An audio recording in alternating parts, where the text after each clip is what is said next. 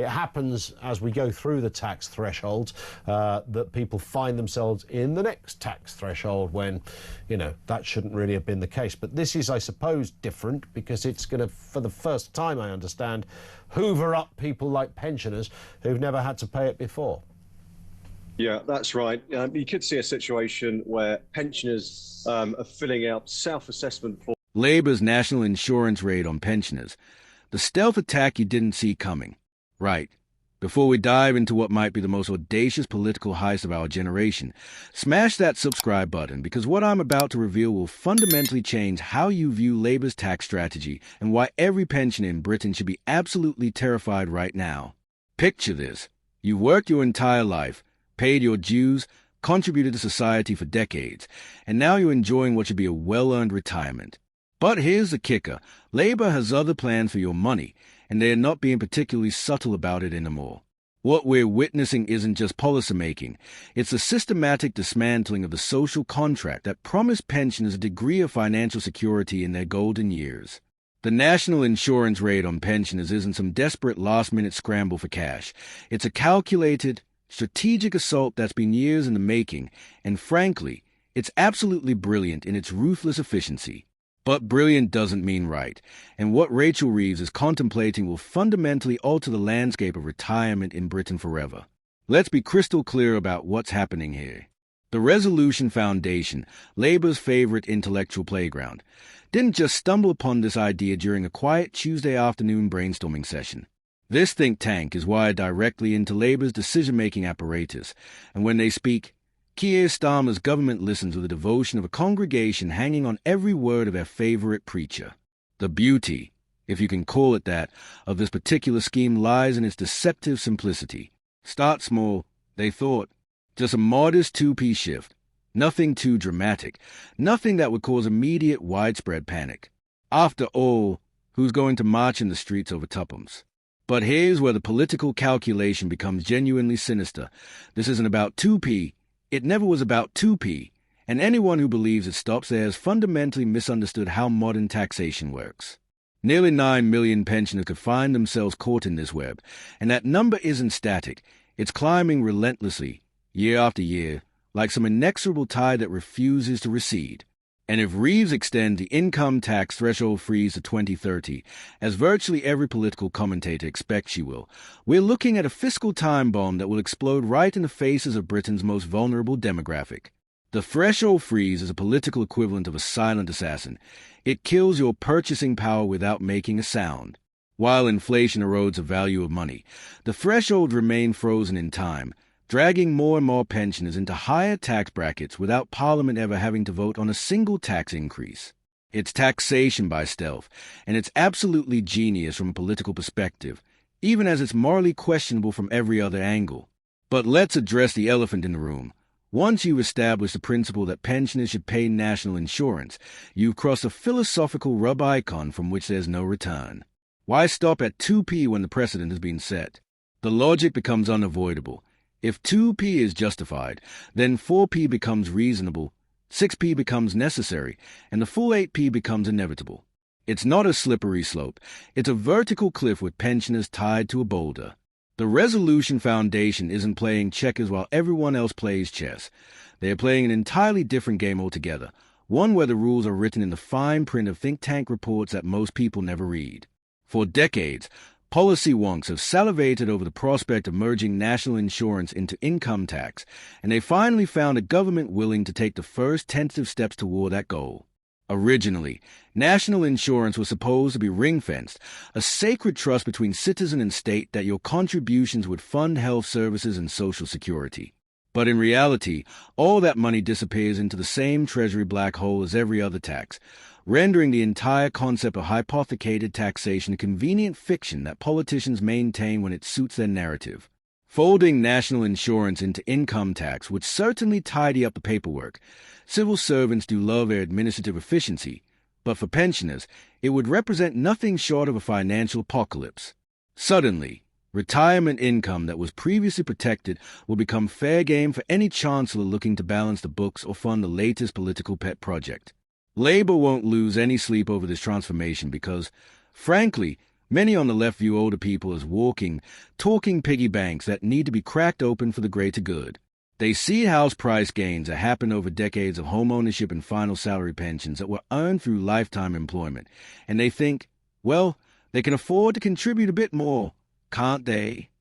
This perspective reveals a fundamental misunderstanding of how wealth actually works. Yes, many pensioners have seen their homes appreciate in value, but they can't eat bricks and mortar.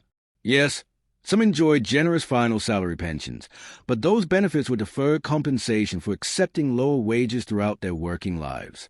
The left's tendency to view pensioners as a cash-rich constituency ripe for harvesting ignores the reality that many older people are living on fixed incomes that barely keep pace with inflation. The political calculation is coldly pragmatic. Pensioners vote, but they don't riot. They write letters to local newspapers. They grumble at bus stops. They phone into radio shows, but they don't occupy Parliament Square or barricade Downing Street. They are the perfect target for increased taxation because their response will be measured, civilized, and ultimately ineffective against a government with a massive parliamentary majority in 4 years until the next election. Here's where the story becomes genuinely terrifying for anyone planning to retire in the next few decades. The 2p shift isn't the destination. It's merely the departure point for a much longer journey. Once pensioners are ensnared in the national insurance net, that net will inevitably tighten around them with each passing budget and each new chancellor looking for easy revenue.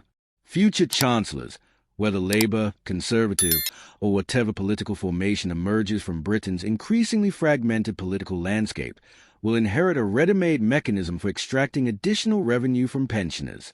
The hard work of establishing the principle will have been done by Rachel Reeves. Subsequent tax raiders will simply need to turn the handle and watch the money pour in. The implications stretch far beyond the immediate financial impact on current pensioners. Every worker approaching retirement will need to recalculate their financial planning based on the assumption that their pension income will face the full weight of national insurance contributions. Retirement advisors will need to factor in tax rates that could reach levels previously unimaginable for pension income. More broadly, this represents a fundamental shift in the social contract between generations. The implicit promise that working-age contributions to national insurance will provide some protection in retirement is being quietly abandoned, replaced by a system where your tax obligations never truly end, regardless of your age or employment status. The Treasury's refusal to comment on speculation is itself revealing. If this idea was politically toxic or economically unworkable, they would have killed it immediately with a firm denial. Their studied silence suggests serious consideration at the highest levels of government, and in politics, silence often speaks louder than words. Rachel Reeves faces a genuine dilemma here. The public finances are undeniably strained, and every chancellor needs to find money somewhere. Pensioners represent a large, relatively stable tax base with limited ability to relocate their income offshore or restructure their affairs to avoid taxation. From a purely fiscal perspective, targeting pensioner income makes cold, hard sense.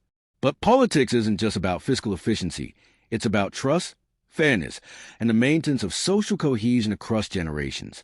If pensioners conclude that the system has fundamentally betrayed them after a lifetime of contributions, the political ramifications could extend far beyond a single budget or even a single parliamentary term.